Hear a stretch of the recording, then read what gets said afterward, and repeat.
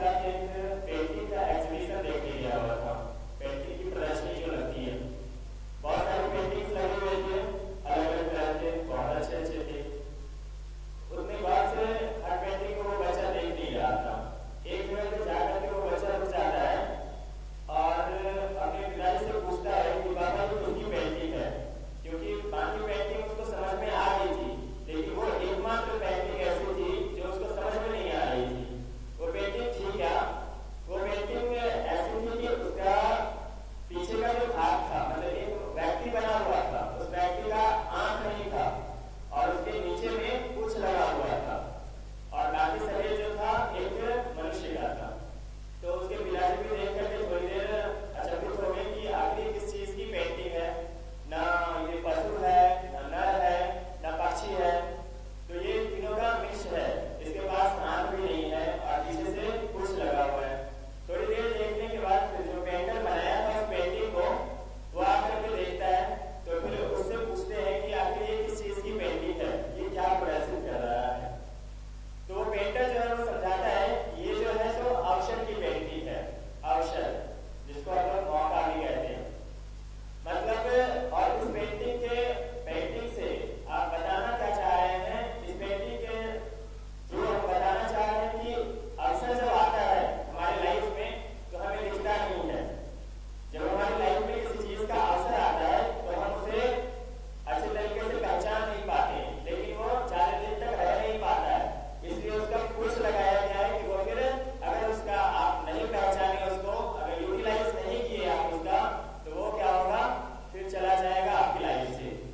हमारे लिए, हम सबके लिए इस वक्त जो अभी अवसर मिला है या मौका मिला है किस चीज का, हमें अपने कार्यक्रम के लिए हम अपने पूरी जोर शोर से उस कार्यक्रम के प्रति हम जितना समर्पित हो सके और जितना सिंसियर हो सके, उस चीज का, उस अवसर को हम अपनी लाइफ में कितना ज्यादा यूटिलाइज कर सकते हैं। बहुत सारे भाई सोच रहे होंगे अभी कि हमारी पढ़ाई है, हम अपनी पढ़ाई डिस्टर्ब करके हम इस कार्यक्रम के लिए 2 घंटे समय नहीं निकाल सकते, हमारा एग्जाम आने वाला है, हम इसमें समय नहीं दे सकते। थोड़ी देर के लिए आप सोच करके बताइए कि हम मानते हैं कि चलिए आपका एग्जाम है, आप एग्जाम पास भी कर जाते हैं, आपकी नौकरी करनी है, आप नौकरी भी कर लेते हैं, क्या उसके बाद आप आकर के उसके फिर डोर टू डोर जा करके आप किसी भाई को ये कह सकते हैं कि भाई चलिए मेरे कार्यक्रम में, और कार्यक्रम 16 दिसंबर को होने वाला है, उसमें आप चलिए शरीक होइए? नहीं कर सकते। शायद आज यहाँ जितने भाई नहीं है जिन्होंने पहले प्रचार किए, जिन्होंने अपना समय दान दिया, यहाँ जो यहाँ से चले गए, रेलवे में चले गए, IAS बन गए, बैंकिंग में चले गए, वो क्या यहाँ आकर के फिर से इस प्रचार को कर पा रहे हैं? नहीं कर पा रहे हैं। हमें बहुत सारे भाइयों की याद आती है। एक भाई थे जिनका रेलवे में हुआ इस बार, सर यहाँ पे आए भी थे, राजकुमार जी का, वो और हम दोनों कोई और भी लोग थे, दिल्ली में गए थे। जब दिल्ली का प्रोग्राम होने वाला था उस वक्त हम लोगों को बुलाया गया था प्रचार करने के लिए वहाँ। तो उस बारिश का वक्त था और डोर टू डोर जाकर के और दिल्ली जैसे एरिया में भाइयों को ये समझाना कि हमारा प्रोग्राम, क्योंकि वहाँ तो पूरी तरह से भौतिकवादी दुनिया है, लोग सिर्फ नेट और साइबर कैफे से ही अपना ताल्लुक रखते हैं और किसी चीज से, अध्यात्म से तो कोई लेना देना है ही नहीं। उसके बाद भी वहाँ के लोगों को ये समझा देना कि आप हमारे कार्यक्रम में आइए और इस तरह से कार्यक्रम में ये लोग गेस्ट आने वाले हैं, और गायत्री का उदाहरण देते हुए कि अखिल विश्व गायत्री परिवार की तरफ से ये प्रोग्राम चलाया जा रहा है। तो ये जो एक बहुत टफ काम था कि उस वक्त कर पाना, और दिल्ली वाले स्टूडेंट को खास करके, होगी JNU और IIT जैसे स्टूडेंट को ये समझा पाना, आप अपनी बात को रख पाना, जबकि आपके पास कोई औकात नहीं है। वो IIT में पढ़ने वाला बच्चा है, वो JNU में पढ़ने वाला बच्चा है, उसके बाद और आप उसके सामने कुछ नहीं है, फिर भी आपकी बात वो मानता है। तो ये कहाँ से, ये चीज जो है, ये एबिलिटी जो है, ये टैलेंट, ये अभी हम में विकसित हो सकता है। इसके बाद अगर आप किसी जॉब में चले जाइएगा और फिर चाहिए कि हमारे अंदर ये हेजिटेशन खत्म हो जाए, ये एबिलिटी हमें विकसित हो जाए कि हम किसी के सामने कहें तो हमारी बात का इंप्रेशन पड़े, ये चीज फिर दोबारा नहीं आ सकता है, फिर आप नहीं ला सकते। ये अवसर और ये मौका हमें मिला है कि अभी जो हम प्रचार प्रसार करेंगे उसमें हम हर व्यक्ति से मिल करके और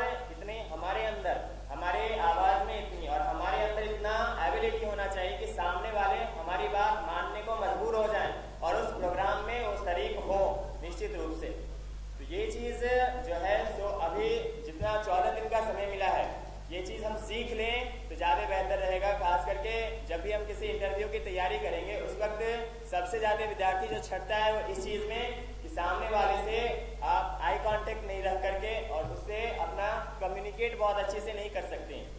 ये चीज़ आपको सिखाएगा कम्युनिकेशन स्किल। तो एक हमारा स्वार्थ भी इससे पूरा होता है, एक हमें बहुत बड़ी चीज़ मिलती है जिसको आप किसी थ्योरी को पढ़ करके नहीं सीख सकते।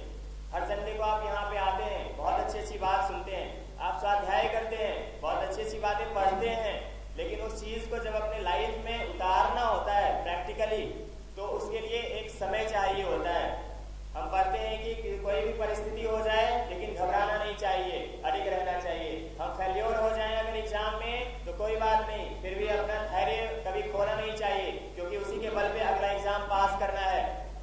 ये चीज़ हम सिर्फ पढ़ते हैं, सुनते हैं, लेकिन जब करना हो तो जब हमारा एग्जाम फेल्योर हो जाए उसके बाद जब लाइफ हमारी परिस्थितियां जब हमारे पास विकट परिस्थितियां आती हैं उस वक्त जब हमको मेंटली स्टेबल होना होता है तो अगर वो परिस्थितियों को हम झेल नहीं पाए और हम फ्रस्ट्रेट हो जाएं और डिप्रेस हो जाएं तो फिर हमारी पढ़ाई, ये जो पढ़ी हुई बातें या किसी की सुनी हुई बातें जो हो गई कि परिस्थितियां अगर विपरीत हो जाएं तब भी आपको स्टेबल रहना चाहिए, ये कहाँ हुई, ये तो सिद्ध हुई ही नहीं। तो इसीलिए हम जितनी बातें पढ़ते हैं कि अपने आप को बहुत बैलेंस करके रखना चाहिए, किसी के सामने बहुत अच्छे तरीके से बातें करनी चाहिए, तो ये सब चीज़ या फिर जितनी भी आप चीज़ सुनते हैं या पढ़ते हैं उसको अब प्रैक्टिकल अपनी लाइफ में उतारने का समय आ गया है। तो यही वो समय है कि हम अपने भागीदारी उस कार्यक्रम के निमित्त कितना देते हैं। ये बातें तो अलग होती हैं कि आपको लेट से मिलेगा, अगर भगवान के खेत में आप होते हैं तो निश्चित रूप से मिलता है, लेकिन उसके लिए समय आता है। एक समय आता है जब वो आपका पूरा भर जाता है तो आपको मिल जाता है। ये आपको तुरंत मिल जाता है अगर आप सीख लेते हैं इन चीज़ों को इन 14 दिनों में आप अगर कार्य करके, क्योंकि अगर 1 घंटे का आप समय अगर हर दिन निकालते हैं प्रचार प्रसार के लिए तो कोई ज़्यादा समय नहीं निकाल रहे हैं। 1 घंटे और 2 घंटे हम हर दिन वेस्ट कर देते हैं, तो 2 घंटे का समय ही बहुत काफ़ी है कि आप एक दिन में 20-25 जितना आपसे बन पड़ता है उतना ज़्यादा लोगों से आप कम्युनिकेट कर पाते हैं और अपने कार्यक्रम के बारे में बहुत बेहतर तरीके से समझा पाते हैं। ये आपके ऊपर डिपेंड करता है कि आप जिस बच्चे से मिलते हैं उसको वहाँ आना ही पड़े। ये टैलेंट अपने अंदर विकसित करना है और यही वो वक्त है। इसलिए भाई लोग ये हम कहेंगे कि अभी का जो मौका है और अवसर है इसको चूकिए मत। एग्जाम तो आपका निकलेगा ही, आप कहीं ना कहीं जॉब में सेटल होइएगा ही, आप जिस पढ़ाई को लेकर के कर रहे हैं उसमें आप सफल होइएगा ही, लेकिन ये मौका जो चला जाएगा आपके हाथ से दोबारा लौट करके नहीं आएगा। इसलिए आपके अपने अनुसार जितना ज़्यादा बन पड़ता है आप निश्चित रूप से अपना उसमें समय और सहयोग हर तरह से देने का प्रयास करें। आगे की बात करें।